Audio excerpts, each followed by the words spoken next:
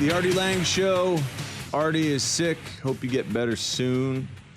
Really soon. But we have... like now. Jim Norton, Casey Stern.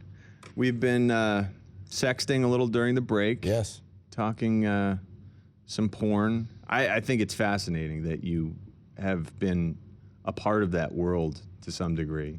Yeah. Friends, friends and more sometimes. I really not many more though. Honestly, mostly just friends. Because I've hosted their award show twice, and they're just like any other group of people. I had a threesome with Ron Jeremy, which I talked about in my HBO special. That was fun. Like that was the highlight. Does that count? Is that yeah. the one time that you're counting? No. You said No. So it's more than once. Yeah, but I didn't have sex with Ron Jeremy. There was just a girl in between. We looked like the letter H, is how I've described it. Oh, nice. Yeah. Like a field goal post? Yeah, yeah. Okay. But Ron was much more I was just kind of along for the ride. Ron was really the driving The force. driving I was force, just right. hitching a lift. The unstoppable force. Yeah, but it was fun just to do it behind with it. him.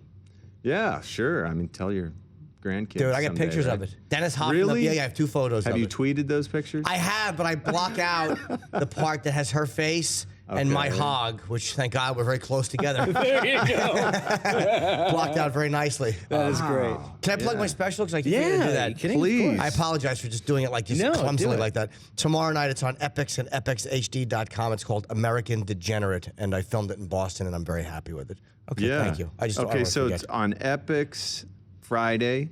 Yeah, Tomorrow's the 23rd. tomorrow, yeah. 10 p.m. Boston's got to be a great city to do comedy. Boston's I a would great figure. city to do anything. Right? Dude. Boston, girls in Boston are great because, like Philadelphia, I think I'm like 1 for 2,200 with women in Philadelphia. I stink. It's a bad batting average. Dude, they're the worst because they make you seem like, hey, what's going on? What's going on? And they love you, and then nothing. Whereas Boston, they're all kind of like, like dirty, like Catholic girls or Drunk. whatever.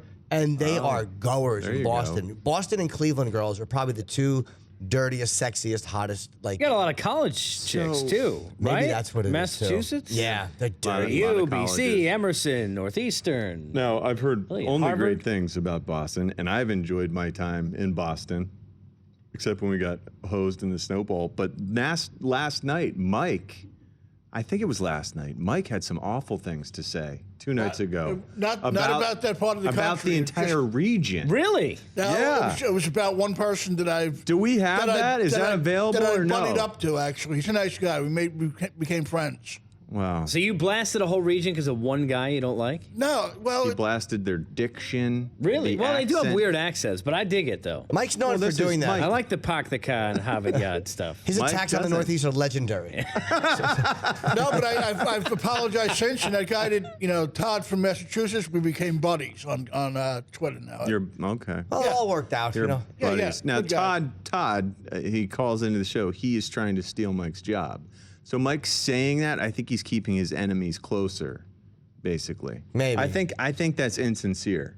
I don't believe. he's a nice guy. He just, I don't think you really feel like he needs that. attention like everybody does. In Well, this, I it's like- think you hate him. deep down. Well, if I hated him, there is animosity there because you know that he's trying to steal your job. No, there's no animosity. He's a good friend. So He's a you're good cool guy. with that? No. You want him to come take your job? No, Well, that's the no. thing. I mean, He was like a cornered, bleeding, dying animal the other night. Who, the Couple other guy or times. Mike? Mike. Oh. This Well, week he's. I been think that Mike way. and this guy have a very of mice and men relationship. Well, Jim It's like a knows very me. George and Lenny thing. Small animal. Well, Jim knows me for a long time. in the barn. Jim knows me forever, right? I do. And he always thought there was an axe murderer inside of me a long time ago. Yeah, there is. But Well, you're we've just seen too that now. sweet of a guy to actually do it. But you're a nice guy, but you probably haven't hit that point where you feel a need to pick up an implement and murder people. It will happen. He was there the other night. He was there, and we, taped him. Yeah.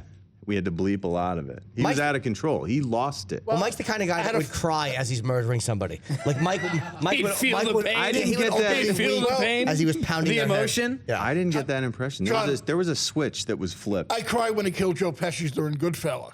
Goodfellas. Oh, when they whacked him when he walked into the I warehouse was by like, himself? No, this is brutal. Really? Yeah. I'm an emotional idiot. Like I cried through all of season 1 Lost. If anybody wants to know. Really? Even I I, never- didn't cry at that. Yeah. I'm a baby. I'm a horror. At Awake, I actually go into giggling fits.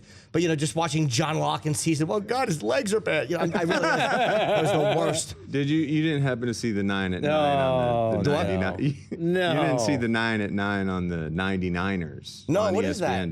Don't forget ask. Forget it. I don't want to talk About about it. women's soccer. But I thought Would you maybe- ever cry watching anything that had anything to do with women's soccer? I fought it back. It would depend if there was a big game-winning goal. It and I was saw- the world was watching. Were the gals all crying and hugging like a big victory just happened? Yeah, it was a crying. huge celebration. They beat the odds. They beat China, who had just pummeled. What does them. that mean? What do you mean? They were the best soccer team in the world. All right. And it all came down cry? to it all came I don't down know. to penalty Cry kicks. is extreme, right? Maybe. Penalty kicks, the highest form of just emotion and I think.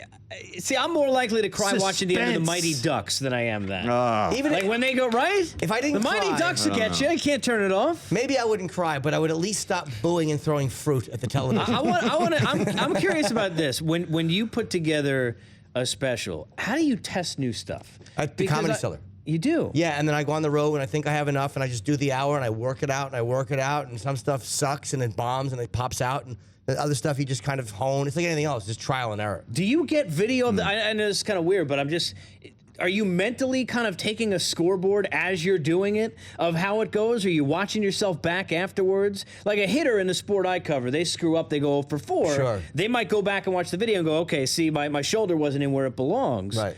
How do you know where you bombed or why? Like, how do you fix it? Because where they see their shoulder wasn't where it belongs, I hear the tinkling of ice in the third row. yeah. I'm like, oh, that was a legendary bomb. Like, you just kind of, I videotape myself though with You a do. little crappy camera in case I want to just pick something up. But normally it's just from repetition and doing it. You just kind of, instinctively, you feel where it's going well and where it's not. So Artie's filming his special coming up. Oh, here. good. When is it? In September he's doing it, or I believe Dan, he's filming it in September sometime? Yes. he's been talking about it. And he practiced the hell out of Yeah. it. And I guess it's a process that takes years, to get the stuff that you really want to consolidate and make that the end all be all. And I mean, how long ago did you film this, and how long did it take, the preparation process? This was filmed in March in Boston, and about 5 months ago. And it took 10 months for this material. This was very fast put together, which is why I love this special so much, honestly, because I was not sick of the material yet. Like, I was Yeah. bummed that I had to drop it. Like, I hated dropping it. Well, 'cause- why do you? Oh, I guess You have to. Once it's out there, then everyone's going to say, "Yeah, look at him telling the same jokes all the time." Right. You just unmarry yourself to it immediately. So the whole why'd you hour's do gone. it so fast then? I wanted to get it shot because I loved it. I thought it was good enough to shoot, and it just worked out. The timing worked out. And in Boston, the venue we shot in, because you two shot something there, and I'm like, that'd be kind of cool to have that same room. But they show movies all summer, so we had a very small window to get into before they stopped allowing live performances there. So I was kind of forced into doing it. So I'm happy with how it came out, though, and the opening is really good. Like, I got like a cold open before the special, and I'm very happy with it. And this is the kind of thing. So now that this special is out and on Epics, you said, that's like your home base, right? Yeah, they've been really good to me, and artistically, they kind of let you do what you want, as long as you're not going to get them sued. You know what I mean? Like, you can't go, so and so is a rapist. You can't like. That's start got to be important too, right? Being censored, I assume, has to be the worst thing you could It's ever have. frustrating, especially when it's needlessly censored. Like, you know what I mean? Could you not say that? That's getting upset. They don't give you any of that crap. As long as you're legally okay and you're not, like, what is it? Is it slander or libel? Whichever one is spoken. As long as you're not doing that, you're fine with them. They're great. All right. Well, we got to take a break again. We'll be back with more Jim Norton and Casey Stern on the Artie Lange Show. Artie, come back soon. Bye. It's the Artie Lange Show. Minus Artie tonight, but Jim Norton, you made up the difference, man. Thank you very much for having me. Some interesting stuff. I really am fascinated by the UFC thing. Really? Man, because that's one sport that, I watch UFC. I think it's my favorite sport to watch, other than football. Football just because I know it better, Right. And I know what I'm looking at. I don't know how a guy like Joe Rogan, who's a comedian as well, knows everything that he knows when he's doing the color on those matches. Man, the guy is He's very good at it. Best announcer Very in sports, I think Rogan is. I Oh, really believe that. It's phenomenal. I love watching him do these matches. He knows everything. Well, he's I a don't know black how belt. he sees it all. He's a black belt in Brazilian Jiu-Jitsu, Yeah, so that it's helps. interesting to watch him go. Like he's looking for this, that, and like the things I've done. Like he's going for a triangle, and he's got to move his left arm to get out of it. And then the guy moves his left arm and gets out of it. He's great at announcing that. I'm a big fan of that guy, and he just does it all. And it's fun to watch.